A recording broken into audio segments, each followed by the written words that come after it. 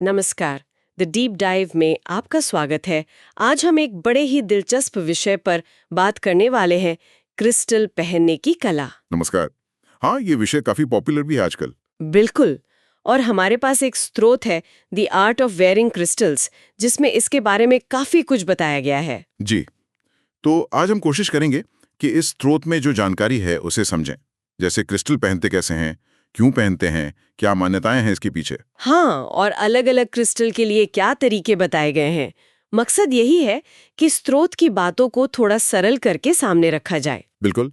जैसे कि क्रिस्टल पहनने के नियम क्या हैं, कौन से हाथ में पहने, शरीर पर कहाँ पहने, इन सब पर बात करेंगे। तो चलिए फिर शुरू करते हैं। इस जानकारी की परतें खोलना। सबसे पहली बात, एक्सपर्ट स्रोत के हिसाब से क्रिस्टल पहनने की शुरुआत कहाँ से होती है? क्या बस उठाया और पहन लिया? नहीं नहीं, स्रोत कहता है कि पहला और शायद सबसे जरूरी कदम है अपना इरादा तय करना। इरादा मतलब? किस लिए पहन रहे हैं ये सोचना। हाँ बिल्कुल, आप उस क्रिस्टल से क्या चाहते हैं। स्रोत में तरीका भी बताया है। क्रिस्टल को हाथ में लीजिए, आंखें बंद करें और फिर मन में या बोलकर अपना इरादा बताएं। जैसे आप कह सकते हैं, मैं इसे सुरक्षा के लिए पहन रही हूं या शांति के लिए। अच्छा, तो ये सिर्फ एक पत्थर का टुकड़ा नहीं हुआ फिर? उसे एक तरह से एक पर्पस देना हुआ है ना? सही कहा, बिल्कुल, एक मकसद देना। स्रोत के मुताबिक ये पहला स्टेप है। इसके बिना आगे की बातें शायद उतनी मायने ना रखें। ओके, तो इरादा सेट हो गया। इसके बाद सबसे अहम क्या है? इसके बाद जो बात आती है वो है जगह। क्रिस्टल पहना कहाँ जाए। जगह?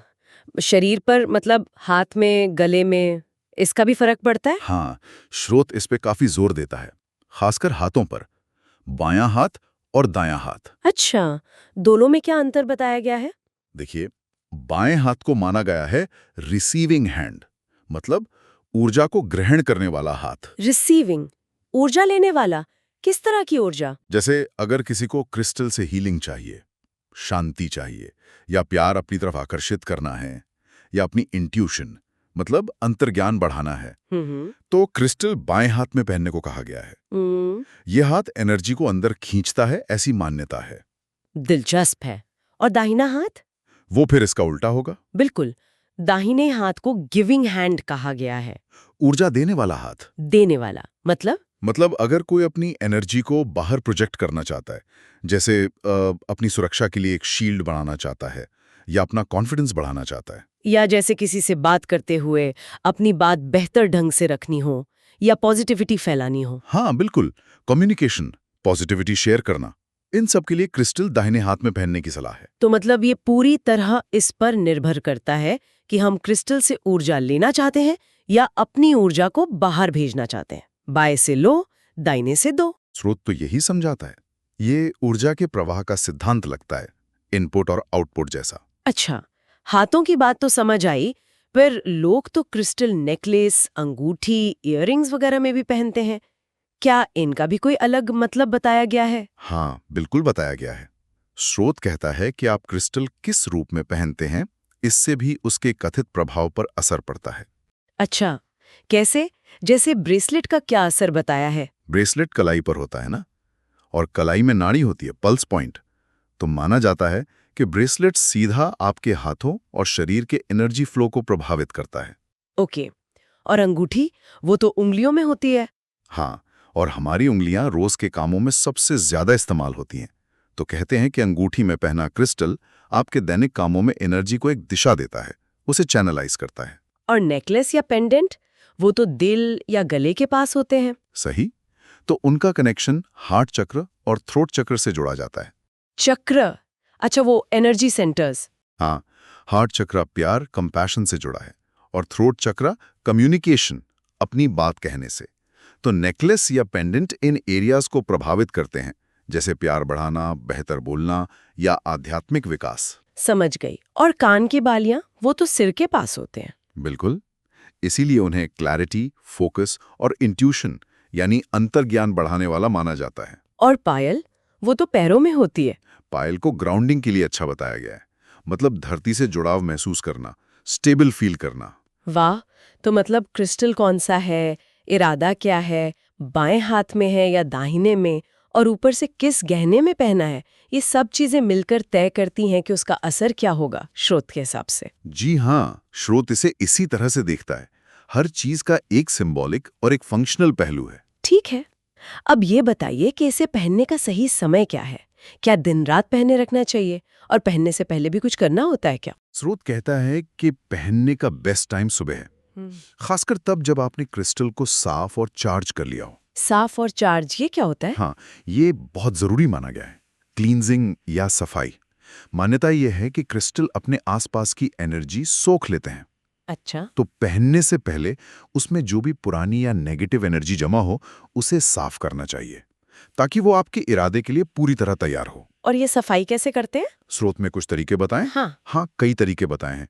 एक है स्मजिंग, मतलब सेज या पालो सैंटो जैसी पवित्र जड़ी बूटियों का धुआं क्रिस्टल को दिखाना। अच्छा, वो धुएं वाला। और दूसरा है चांदनी में रखना।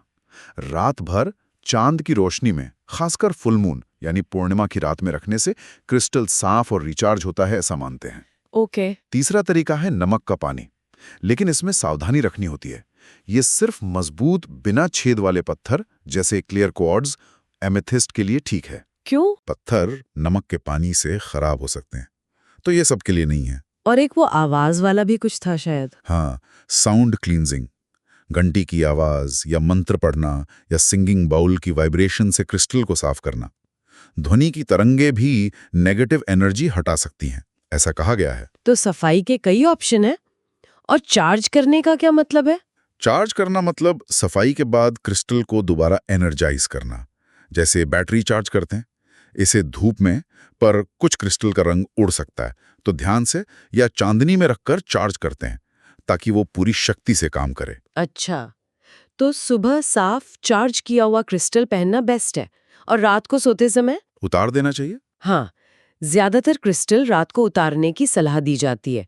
शरीर को और क्रिस्टल को दोनों को रेस्ट मिलता है। लेकिन कोई एक्सेप्शन है? हाँ, कुछ क्रिस्टल जो शांत करने वाले हैं, जैसे एमेथिस्ट, या इंट्यूशन वाले जैसे मूनस्टोन, उन्हें सोते समय पहना जा सकता है या तकिए के नीचे रख सकते हैं। ये सब जानना तो काफी इंटरेस्टिंग है। चलिए, आप कुछ पॉपुलर क्रिस्टल्स के उदाहरण देखते हैं। स्रोत में बताया गया होगा कि उन्हें कैसे और क्यों पहनना चाहिए। हाँ बिल्कुल, कुछ कॉमन क्रिस्टल्स और उनको पहनने के तरीके बताए गए हैं, जो हमने अभी सिद्धांत डिस्कस किए हैं, उन्हीं पर आधारित हैं। जैसे रोज क्वार्ट्ज, ये तो बहुत कॉमन है, प्यार वाला पत्थर जिसे कहते हैं। हाँ, रोज क्वार्ट्ज को लव, कंपैशन, इमोशनल हीलिंग का पत्थर मानते हैं। इसे बाएं हाथ की कलाई पर पहनने की सलाह है। बाएं हाथ में क्यों? क्योंकि बायां हाथ रिसीविंग है, प्यार और सद्भाव को अपनी ओर खींचने के लिए। या फिर इसे नेकलेस के रूप में हार्ट चक्र के पास भी पहन सकते हैं। ठीक है, और मान लीजिए किसी को प्रोटेक्शन चाहिए, नेगेटिविटी से बचना है। उसके लिए ब्लैक टर्मलाइन का नाम आता है। इसे सुरक्षा और ग्राउंडिंग, मतलब स्थिरता के लिए जाना जाता है। इसे दाहिने हाथ में पहनने को कहा गया है। दाहिने में? हाँ, मतलब एनर्जी बाहर भेजने के लिए। हाँ, नेगेटिव एनर्जी को दूर रखने या एक प्रोटेक्टिव शील्ड बनाने के लिए इसे पेंडेंट की तरह भी पहन सकते हैं। और जैसे पैसे, सक्सेस के लिए भी लोग पहनते हैं, उसके लिए कौन सा क्रिस्टल बताया है? उसके लिए सिट्रीन का जिक्र है। इसे सक्सेस स्टोन भी कहते हैं।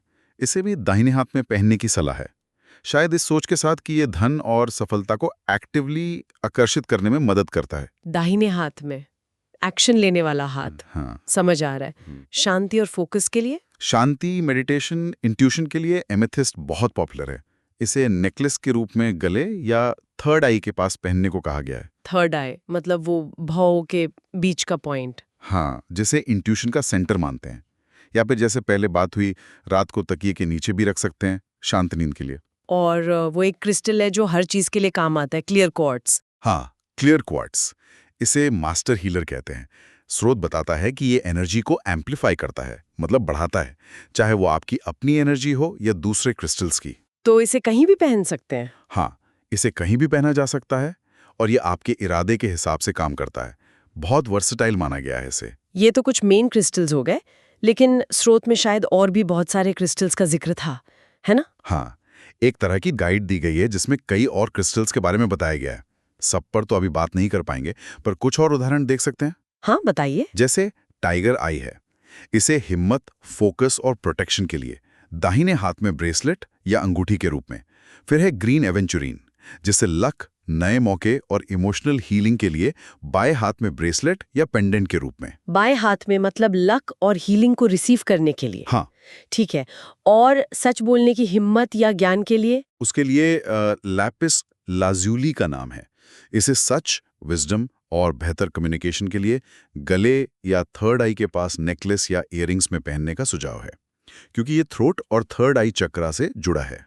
और क्रिएटिविटी या मोटिवेशन के लिए भी कुछ है? हाँ, कार्नेलियन। इसे क्रिएटिविटी, मोटिवेशन, वाइब्रेंसी के लिए दाहिने हाथ में ब्रेसलेट या अंगूठी में पहनने को कहा गया है। दाहिने हाथ में शायद रचनात्मक ऊर्जा को बाहर लाने के लिए। ये तो बहुत स्पेसिफिक सुझाव है। हर जरूरत के लिए अलग क्रिस्टल और उसे पहनने का अलग तरीका। बिल्कुल।